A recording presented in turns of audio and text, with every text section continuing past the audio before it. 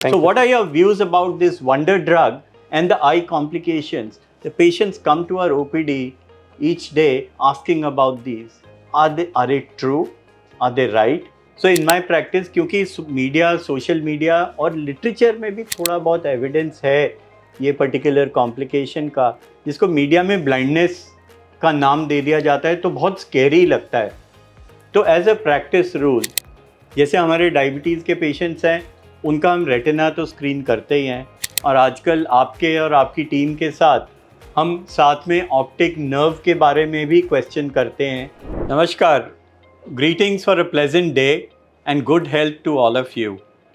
With a promise of providing a safe, durable sugar control, excellent weight loss, beneficial effects on blood pressure, and heart, liver, kidney, and brain protection, the newer medications approved for diabetes and weight loss, like Ozempic, Wegovy, Mounjaro, are fondly termed as game changer medications, magical treatments, but each coin has two sides. Like the benefits we talked about, the media and the social media is full of news about the possible side effects. So today I have Dr. Sameer with me, and let's demystify the eye side effects or the possible complications of these group of drugs. Dr. Sameer, a warm welcome. Thank you. What are your views about this wonder drug and the eye complications? The patients come to our OPD each day asking about these. Are it true? Are they right?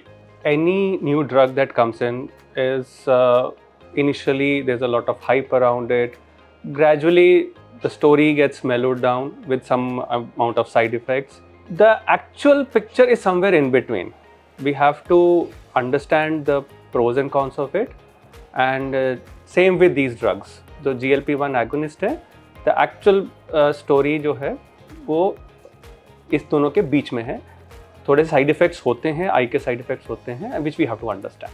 So is it something that our patients need to be scared about? They need to be aware of, not scared of. जो हम complication की बात कर रहे हैं, it's called NAION, non arthritic ischaemic optic neuropathy.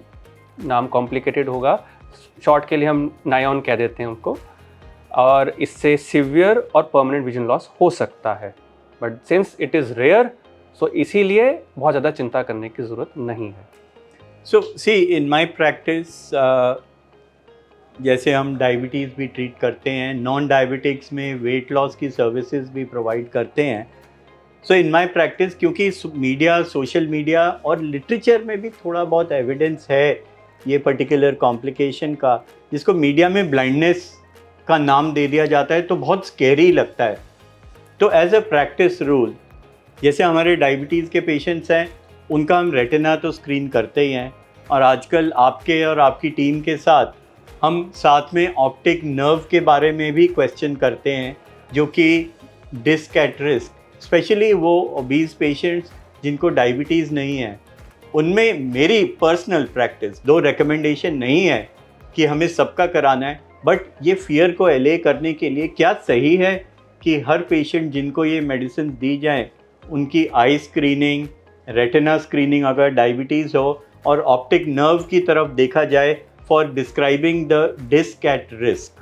What are your views about that? तो ये जो नायॉन करके जो कॉम्प्लिकेशन है, इसमें आँख की ब्लड सप्लाई रुक जाती है, एंड कुछ टाइप की आँखें इस पर ज़्यादा प्रोन होती हैं. सम आइज आर मोर प्रोन. जैसे डॉक्टर वजीर ने बताया कि भाई डायबिटिक पेशेंट्स में तो रेटिना चेकअप होता ही है, इट्स अ नॉर्मल प्रैक्टिस कि भी once a year retina checkup होना है.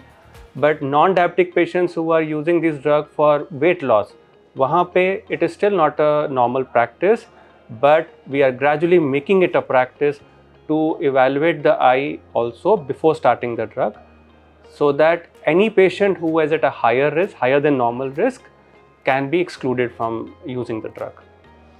So in your eye examination, are there certain things which come out which can indicate that somebody is at a higher risk for developing eye complications or NAION जो आपने कहा है?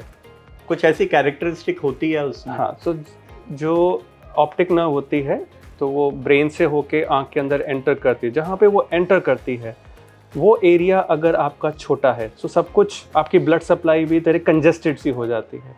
सो ये जैसे small disc, crowded disc उसको कहते हैं, या फिर disc at risk.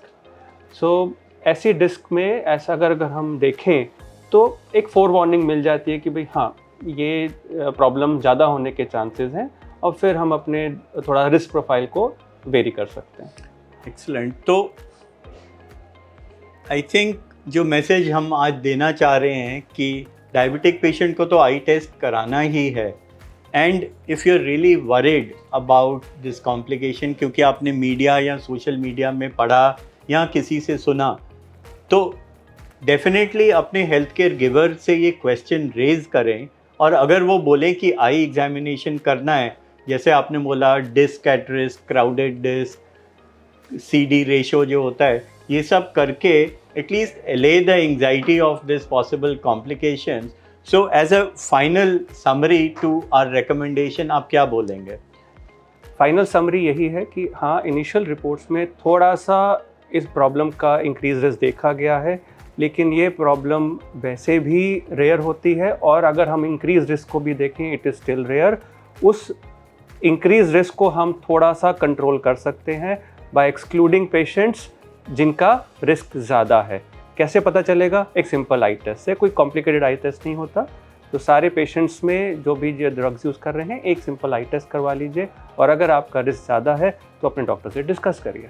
These group of drugs जिनको हम इंक्रेटिन बेस्ड थेरेपीज़ कहते हैं, चाहे वो ऑक्जेम्पिक हो, विगोवी हो, मुंजेरो हो, उसकी स्पेसिफिक इंडिकेशंस हैं यूज़ की, और एक एडवर्स साइड इफ़ेक्ट प्रोफाइल है।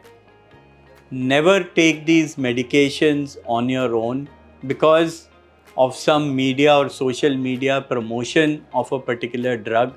ये medical drugs हैं, always discuss with your doctor, ask for possible effects and side effects, and if your doctor advises you, get a proper screening done for the side effects so that you are kept safe and you enjoy all the benefits of good health, including an excellent sugar control, weight loss, and other multiple organ protection effects of these drugs. Keep yourself safe.